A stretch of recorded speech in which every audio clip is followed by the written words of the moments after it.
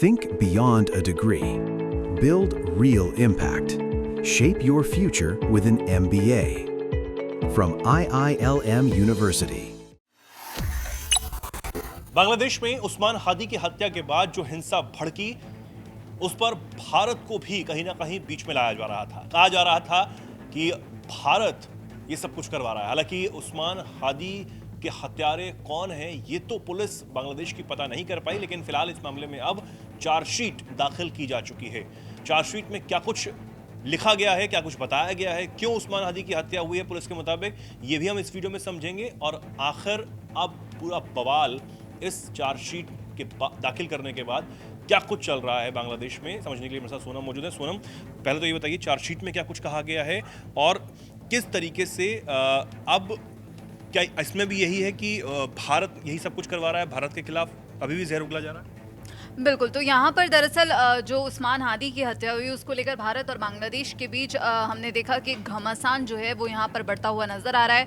और उस्मान हादी का जो संगठन है इनकलाब मंच, अब उसने ढाका पुलिस की जो चार्जशीट है जो यहाँ पर पुलिस की तरफ से दाखिल की गई उसे खारिज करते हुए एक बड़ा आरोप लगाया है कि इस हत्या में जो है केवल स्थानीय राजनीतिक तत्व नहीं बल्कि पूरी एक आपराधिक साठगांठ और राज्य तंत्र शामिल है। यहाँ पर इनकलाब मंच पार्टी की तरफ से एक बड़ी चेतावनी दी गई है कि यदि हमें न्याय नहीं मिलता है, जस्टिस नहीं मिलता है, तो जन आंदोलन और ज़्यादा तेज होगा। अब यहाँ पर उन्होंने कहा है कि जिन लोगों ने खून बहाया है उन्हें खून का जवाब खून से देने पर मजबूर होना पड़ सकता है। तो एक बड़ी चेतावनी ये इनकलाब मंच की पार्टी की तरफ से दी गई है।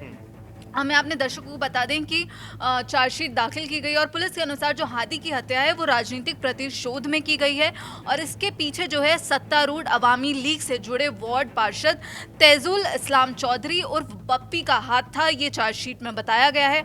और मुख्य आरोपी के तौर पर फैजल करीम मसूद का नाम यहाँ पर शामिल किया गया है। हालांकि जो इनकलाब मंच के सदस्य सचिव हैं अब्दुल्ला अल जाबेर, उन्होंने इस चार्जशीट पर अब सवाल उठा दिए हैं। उन्होंने कहा है कि कोई भी समझदार व्यक्ति यह नहीं मानेगा कि एक राष्ट्रीय स्तर के नेता की जो हत्या है, जो मर्डर है, वो केवल एक वार्ड पार्षद के निर्देश पर हो सकती है। अब यहाँ पर उन्होंने एक बड़ा आरोप लगाया कि चार्जशीट में असली जो साजिशकर्ता हैं, जो कॉन्स्पिरेटर्स हैं, उनका नाम शामिल नहीं किया गया है। अब यहाँ पर ढाका में जो मार्च फॉर जस्टिस कार्यक्रम का समापन हुआ तो यहाँ पर जाबेर ने अब एक बड़ा बयान देते हुए कहा कि जरूरत पड़ी तो फिर उनसे भी खून लिया जाएगा जिन लोगों ने खून बहाया है। अगर हमें न्याय नहीं मिला तो एक तरह से सरकार को सीधी चेतावनी दी गई है। और यहाँ पर भारत का भी जिक्र किया गया। उन्होंने साथ ही ये दावा किया कि हादी की हत्या के पीछे दरअसल भारतीय प्रभुत्व से जुड़ा बड़ा राजनीतिक संदर्भ है। हालांकि हमने देखा था कि उस्मान हादी की जब हत्या हुई तो लगातार कई ऐसे दावे किए जा रहे थे कि सीमा पार भागने जो उसके उस्मान हादी के हत्यारे हैं वो भारत में आ गए हैं और उनको बाकायदा मदद की गई है भारत में लाने की। हालांकि बीएसएफ और जो मेघालय पुलिस है, क्योंकि कहा गया था कि मेघालय भाग कर आ गए हैं, लेकिन मेघालय पुलिस के जो डीजीपी हैं उन्होंने और साथ ही बीएसएफ की तरफ से कहा गया कि ये बुनियादी आरोप है, झूठे आरोप है, ऐसा कुछ भी नहीं हुआ है। बिल्कुल। और यहाँ पर विदेश मंत्रालय के प्रवक्ता रणधीर जायसवाल की तरफ से भी यही कहा गया था कि बांग्लादेश की जो कानून व्यवस्था है वहाँ की सरकार की जिम्मेदारी और भारत को गलत तरीके से घसीटने वाली जो झूठी कहानी है उसको यहाँ भारत की तरफ से नकारा गया था। और लगातार भारत की तरफ से ये कहा गया है कि बांग्लादेश में शांति और स्थिरता का समर्थक है भारत। तो यहाँ पर लेकिन अब दोबारा से जो उस्मान हादी की पार्टी के जो नेता हैं, जो लोग हैं, उन्होंने ये बड़ी चेतावनी दी है, खून बहाने की चेतावनी दी गई है, भारत का जिक्र किया गया है। तो एक तरह से भारत और बांग्लादेश के रिश्ते जो पहले ही बिगड़ रहे हैं, जो पहले ही तनावपूर्ण स्थिति से गुजर रहे हैं, अब कहा जा रहा है कि और ज्यादा बिगड़ सकते हैं। बिल्कुल, वो तनाव फिलहाल अभी भी खत्म होता हुआ नजर नहीं आ रहा।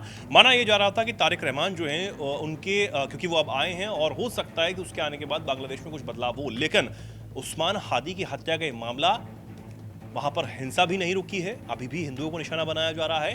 हालांकि चार्जशीट इस मामले में दाखिल हुई है, लेकिन पुलिस प्रशासन अब तक भी उन हत्यारों को, उन आरोपियों को पकड़ने में नाकाम साबित होती हुई नजर आ रही है। देखना होगा कि आने वाले समय में बांग्लादेश पुलिस क्या कुछ करती है, क्या कोई एक्शन बड़ा होता है, उस्मान हादी के हत्यारों को सार्वजनिक किया जाता है, जैसे कि मांग जो है उस्मान हादी की जो पार्टी है उसके नेता, उसके समर्थक करते हुए नजर आ रहे हैं। लेकिन इस सब मामले में एक बात सच है कि भारत को गलत तरीके से बीच में लाने की जो भरपूर कोशिश है वो हर ओर से बांग्लादेश में की जा रही है। फिलहाल देखना होगा कि आगे क्या कुछ होता है। आप क्या कुछ कहना चाहते हैं इस पर कमेंट सेक्शन में लिखें। जुड़े रहें, देखते रहें दैनिक जागरण।